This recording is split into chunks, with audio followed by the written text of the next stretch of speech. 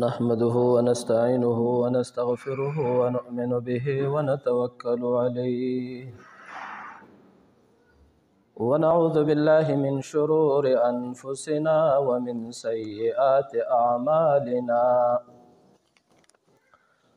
من يهده الله فلا مضل له ومن يضلله فلا هادي له ونشهد أن لا إله إلا الله وحده لا شريك له ونشهد أن محمدا عبده ورسوله أعوذ بالله من الشيطان الرجيم بسم الله الرحمن الرحيم فاذكروني أذكركم واشكروا لي ولا تكفرون إن الله وملائكته يصلون على النبي يا أيها الذين آمنوا صلوا عليه وسلموا تسليما زمارون طول بجمع دور الشريف اللهم صل على محمد وعلى آل محمد كما صليت على إبراهيم وعلى آل إبراهيم إنك حميد مجيد اللهم بارك على محمد وعلى آل محمد كما باركت على إبراهيم وعلى آل إبراهيم إنك حميد مجيد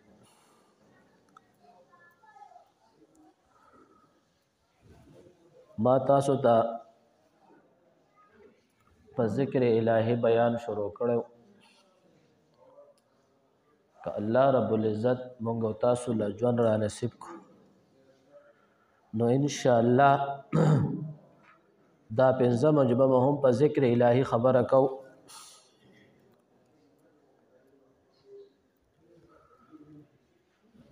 دا دنیا چې څومره آباد ده په دې دنیا کې چې د الله رب العزت څومره مخلوقات دي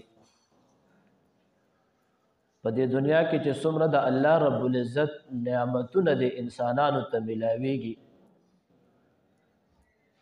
دا صرف په ذکر الهی څوک چې ذکر د الله ډېر کوي نو هغه به همیش د الله په نعمتونو کې الله رب العزت نعمتونه به همیش د هغه سره شامل وي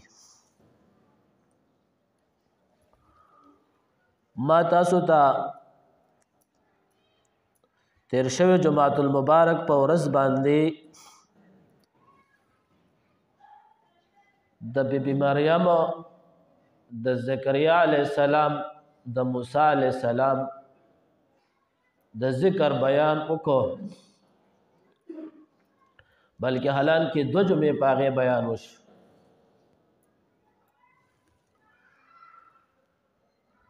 دا عیسی علیہ السلام به د تویل چې عیسی علیہ السلام هم د الله ډېر محبوب پیغمبر او رسول وو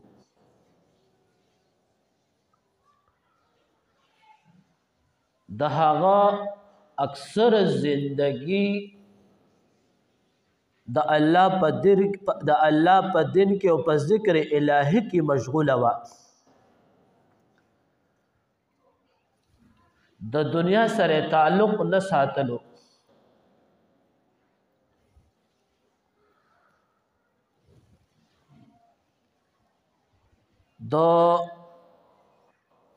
د دنیا څومره اسباب چې کوم وو چې اسانتیا به کم شي کې وا او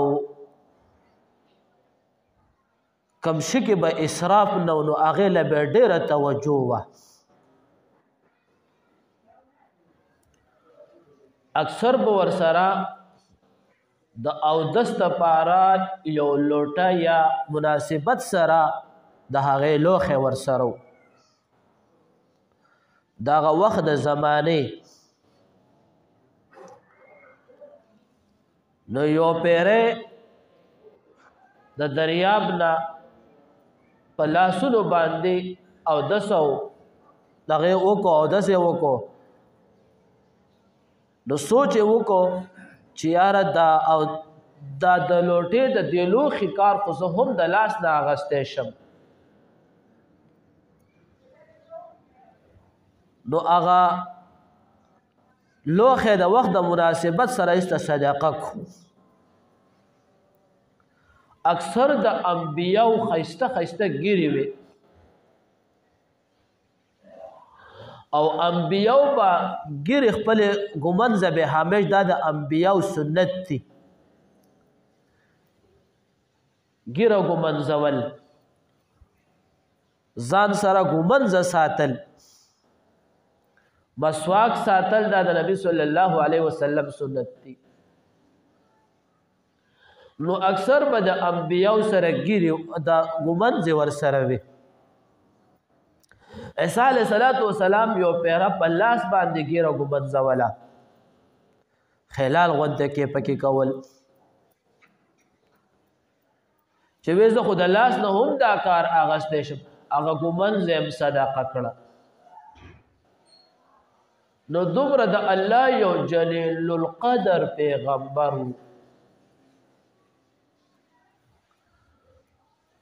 الله رب العزت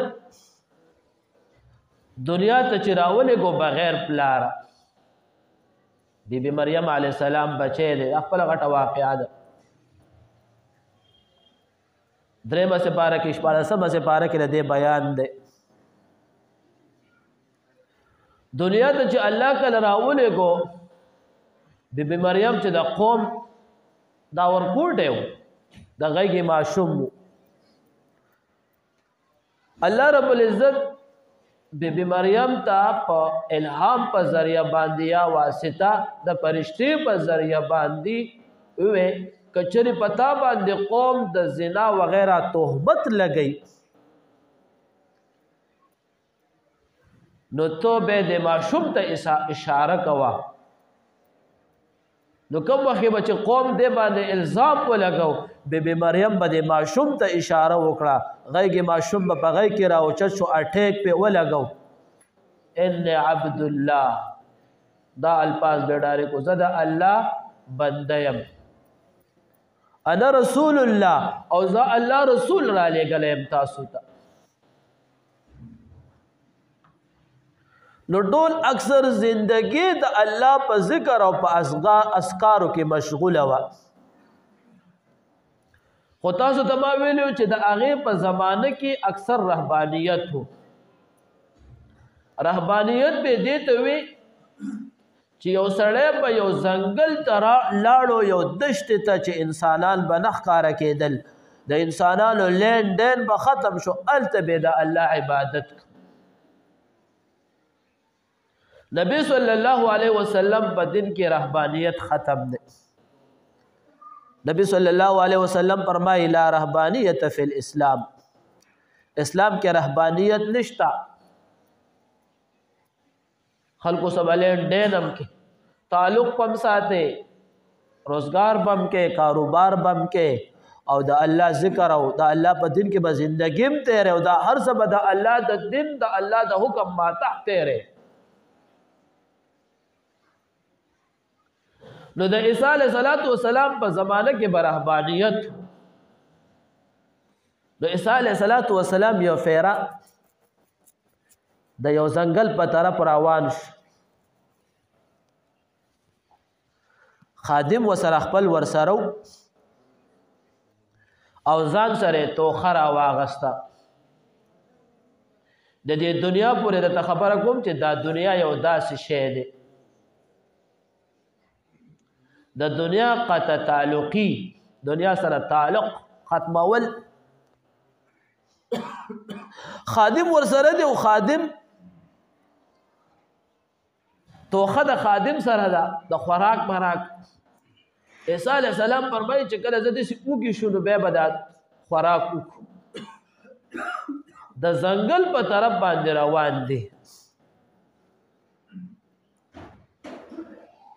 خادم یې اوږی شو نو چې کومه روټۍ وغیره سو نو هغه خادم پټ استعمال کړه، ویې خوړل. عیسی علیه السلام یې ناخبره کړ. نو عیسی علیه السلام چې کله ناخبره شو نو عیسی علیه السلام چې کله سم منزل ته ورسېد نو عیسی علیه السلام ورته فرمایل وای خادم هغه اتوخره والا روټۍ راواله چې استعمال وکړو خادم ورته دروغ وای سیب ما نه هیر شو خو داسې د دریاب نه یو شی راوچت شو یو مهیو هغه د ما نه ارسو دغه کړه ما ویل چې زه تا ته ویم خو رانه هیر شول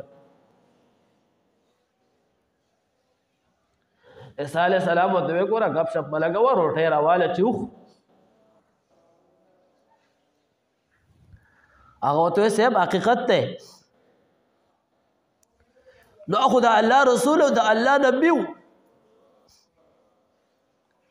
نو یو ځنګل کې هرن راله عیسی علیه السلام ذبح کړه معجزه وه د عیسی علیه السلام او پخې کړه ویې خوړله عیسی علیه السلام بیا د خادم ته وی خادم وی اوس خو دا هر څه وګتل خوراک هم وشو دا راته ووایي چې روټۍ دې څه کړه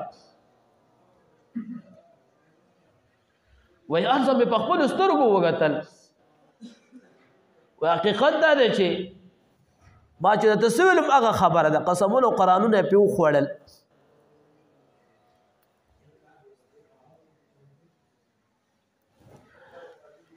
چې دا هر څه وشو عیسی علیه السلام ورته وفرمایل د یو کاڼي 3 ډیرې جوړ کړل داسې روانو د کاڼو یو 3 ډیرې وګتل چې یو 3 ډیرې وګتل معجزه وه د عیسی علیه السلام نو هغه الله رب العزت ورته سره کړل نو دا خادم ډېر خوشحاله دی عیسی علیه السلام دی خادم ته وای چې دا یو ډېرې خو زما شو او دا یو ډېرې ستا شو دا یو ډېرې د هغه چا شو چې ووایه چې هغه روټۍ چا خوړلې ده خادم ورته وایي صاحب روټۍ ما خوړلې ده نو عیسی علیه السلام ورته وایي ګوره وضاحت ولې نه کېده خبرې نو دا ډېرې هم ستا شو چې دا ډېرې هم ستا شو نو عیسی علیه السلام ورته دا زما ډېرې هم ستا شو خو خدای ته وګوره نور په ما پسې وړاندې مه راځه د سرو زرو 3 ډېرې ورته حواله کړل اوس دا خادم پریشانه دی چې خدای دا به وړمه څنګه دا 3 وړه ډېرې زما شو خو دا به وړمه څنګه دې دوران کې په دې باندې یو 2 کسان رالل غلا چې یو 2 کسان پې رالل نو دا 2 ملګري و چې دا به مړ کړو او دا ډېرې به ترې واخلو دا کس ورته وایي چې ګوره ما مه مړ کوئ خو داسې کار وکړئ چې دا یو ډېری ستا شو دا یو 3 کسانو د هر چا یو ډېری شو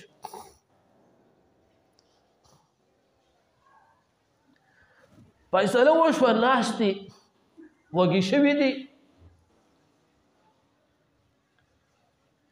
چې وږي شوي دي دا یو ملګری ورته وایي چې یاره یو کس بازار ته ولیږو چې لږ خوراک راوړي دا وخت د زمانې رقم یې ورکړل دا یو بازار ته لاړو د دې غلو دا یو ملګری بازار ته لاړ اوس د یو ملګري سوچ کړی دی چې دا خو 3 ډېرې دي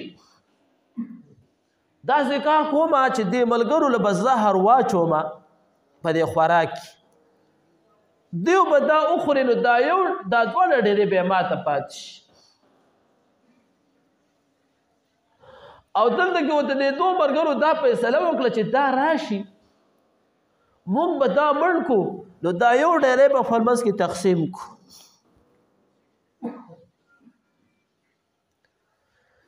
هلته هغه په خوراک کې زهر اچولی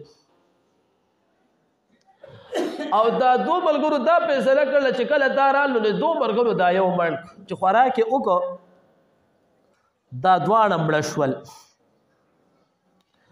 عیسی علیه السلام واپس په دې لاره باندې راتېرېږي. نو چې ویې کتل نو 3 کسان په ډیري باندې په هر یو ډیري باندې یو پروت. زما د دې واقعي مقصد خالص دا دی دا دنیا قسم ده چې دا چا نه پاتې کېدو واله ده. بهترین کس په دنیا کې هغه دی چې د الله رب العزت او د الله د رسول د احکاماتو په لاندې زندگی تیره کې والله خوشحاله کی او ځان د آخرت او هغه همیشه زندگی ښایسته کی.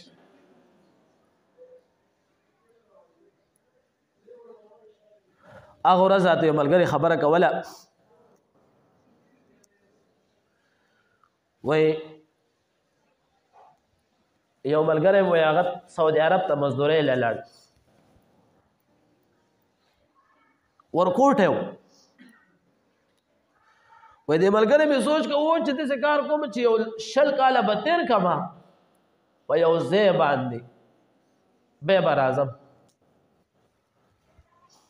ورونه و وایي چې یو 20 کاله په سعودي عرب کې تېر کړل چې کله دې دا چې رالو نو دا ورونه چې کم دی لږ برابر شوي وو غټ شوي وو. وایي دې ورونه ده وله وادونه م کړي وو چې کله دې رالو نو دې ورونه وی چې مونږ بیلیږو. وایي دا ټول بیل شول. وایي زه یک تنها پاتې شوم او ایس هم راته نو 20 کاله مې مزدوري م کړې وه او ایس هم را سره نه و. وایي بیا مې سوچ وکړو چې زه به د دې بچو دپاره به څه فکر وکړم چې بیا لاړ شم چې د بچو له څه ګټه وټه وکړم.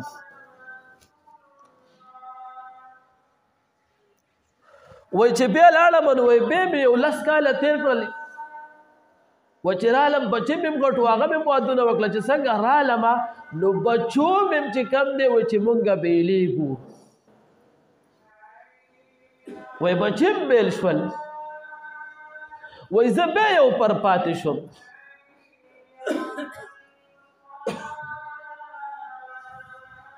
عزتمندو دا مزدوریانې به مونږ کوو دا روزګارونه به کوو خو دا به د الله او د الله د رسول د احکاماتو د زندګۍ لاندې کوو چې ټول عمر مزدوري وکړي ټول عمر چانه د شل کړي. ما بیګا کسانو ته خبره کوله ما ایک آدم علیہ السلام نه وهلو تر آج تک ما و در اوسه پورې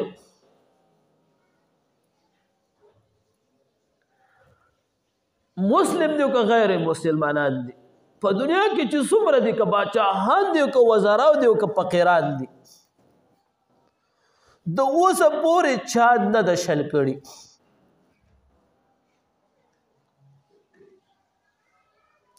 د قارون پورې مې خبره کوله.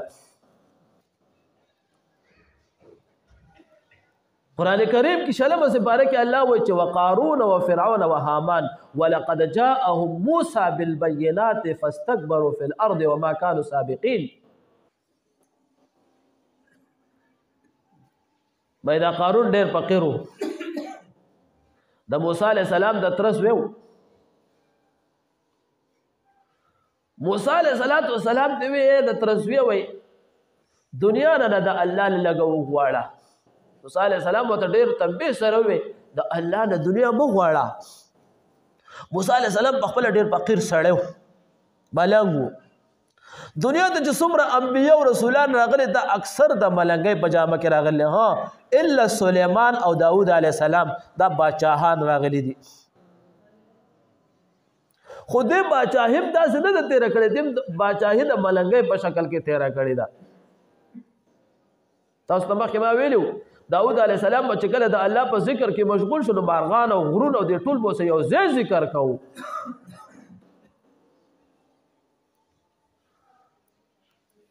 موسی علیه السلام متقهر شو، مه غواړه د الله دنیا کې به ذلیله یې.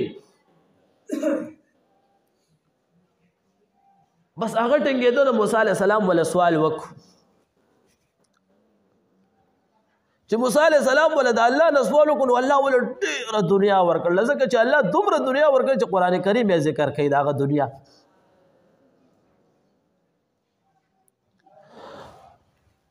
کوم وخت کې دا دنیا دا انسان کې لږ غرور او تکبر پیلاوي، دا په دې معاشره کې د تجربې نه ثابتې خبرې دي. چا سره چې دنیا راشي نو هغه عاجز به شي، عاجز به نه کړی، هغه به د قوم فیصلې هم کوي، حالانکه پټکې به هم نه پوهېږي. نو دې موسی علیه السلام ته یو ښځه، موسی علیه السلام به د تورات درس کوو، نو کله چې کومه ښځه زنا وکړي نو په هغه زمانې نه د رجم بیان سټارټ. نو موسی علیه السلام ته دا ښځه راپاڅېده، یا موسی که چېرې ته وکړې یا په ما به هم دا حکم جاري کړي. نو هغه ښځه ورته الله ګویا کړه، وی ای موسی ما له قارون داسې دولت راکړی. خبره ډېره اوږده ده، خو ما له قارون داسې دولت راکړی چې په موسی علیه السلام الزام موسی علیه السلام په قار شو. ځمکې ته وی رای کاږه، چې ځمکې را کاږو د دې پتونانو پورې. موسی علیه السلام ته وی ای موسی وی ته زما مال ته غلې. موسی علیه السلام مې دا مال مو سره راکاږه، امال مو سره ځمکې راخوستو. بیا چې کله د دې سینې پورې راخوی ای موسی الله ته سوال وکړه، منت او زاري شروع کړه، د ځمکې به نیو پې در پې. وی ای موسی دې لږ سوال وکړه چې واپس را بار شم او داسې تابعدار په جوړ شم او دا او دا. موسی علیه السلام ځمکې ته وکړو رای کاږه، تر قیامت پورې به دا په ځمکه کې روانې ژوندی ځمکې راخوستو. دا مال د ده دپاره ضلالت شي، تر قیامت پورې په ده لعنت ویلی کېږي. نو ما ورونو په دنیا کې کامیاب هغه سړی دی چې د الله په دین باندې زندگی تیره کړي. دا یو خبره کوم، مونږ او تاسو همداسې یو ښه.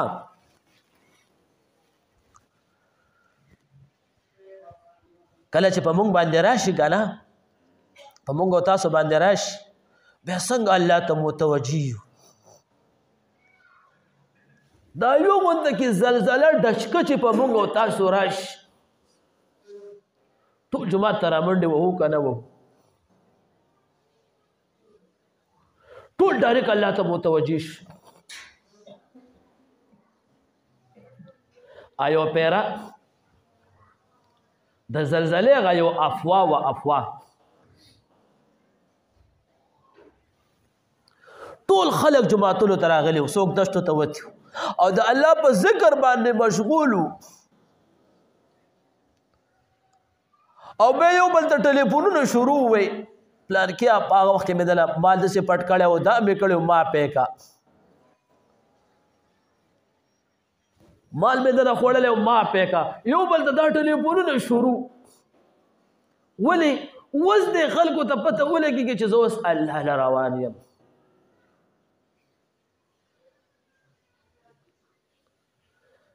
دا ژوند دی، دا لږ وخت دی. قرآن کریم کې الله وایي کل من علیها فان، د هر شي له پناه ده. ويبقى وجه ربك ذو الجلال والاکرام، صرف د الله ذات په پاتې. په دې دنیا کې داسې یو کس نشته چې مال ولا په دنیا کې پیدا ورکړله. مال د الله له ښه ډېر غواړه، حلال مال، حلال دولت، حلال رزق، برکتي مال. چې د انسان سره مال ورسره او د الله په دین باندې مایل او د الله په دین عاشق نو د دین ډېر کار کولی شي.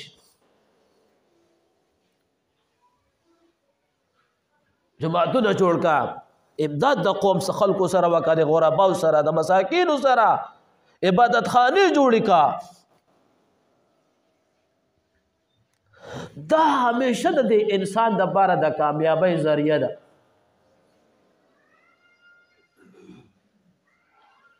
د بعد وخت خلکو ته خبره کوم، زموږ دا مسجد دا ځمکه چې چا وقف کړل هغه په دنیا کې نشته، چا پکې لږ کار کړی په دنیا کې نشته، چا چې دا ماربل کړل په دنیا کې نشته،